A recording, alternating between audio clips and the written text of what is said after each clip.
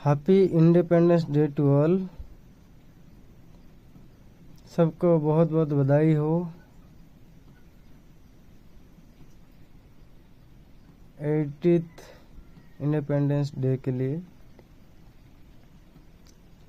British left India,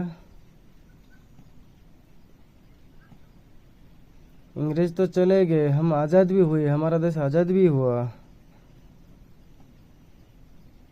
पर महात्मा गांधी जी का एक वर्ड भी है, एक लाइन बोलते थे हमेशा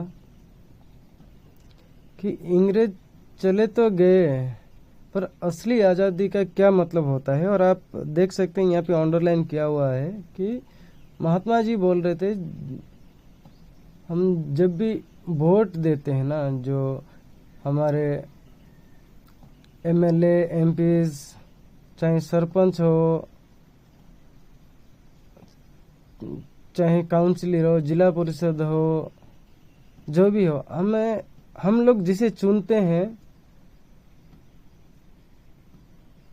और हमारा जो चुना हुआ जो प्रतिनिधि हैं वो हमारा सुनेंगे, हमारे हिसाब से काम किया जाएगा, मतलब हमारे हिसाब से प्रशासन चलेगा, तो हम असली आज़ादी का मतलब समझ पाएंगे। यही उनका कहना था। आप पढ़ सकते हैं, मतलब इधर अंडरलाइन किया हुआ चीज़ को समझ सकते हैं।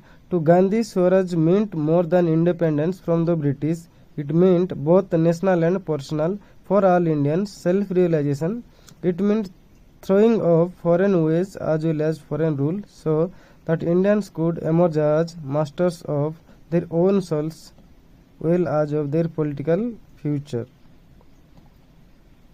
और एक यहाँ पर लिखा हुआ है, Swaraj would not be the gift of the British Parliament but must spring from the wishes of the people of India expressed through their freely chosen representatives। यहाँ पर आप समझ सकते हैं, expressed through their freely chosen representatives.